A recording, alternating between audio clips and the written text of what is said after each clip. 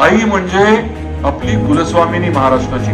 मी ठाकरे सरकारकडे विनंती केली, वारंवार विनंती केली, तुम्ही पैसे देत नाही देऊ नका, परंतु आईच्या मंदिराचा विकास करण्यासाठी तुम्ही फक्त प्रसाद योजनेमध्ये मी जो प्रस्ताव सांगतोय तेवढा केंद्राकडे पाठवा।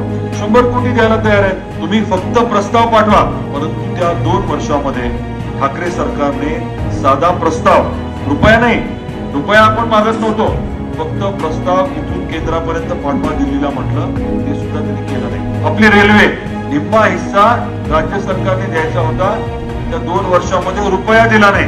मी विधानसभेमध्ये हक्कभंग मांडला तरी तिथे काहीतरी खोटे नाटे उत्तरं दिले, शेवटपर्यंत रुपया दिला नाही। आणि पीक विम्याचं तर तुम्हाला माहितीच आहे, आपण काय हौशेने कोर्टात गेलो का गेलो?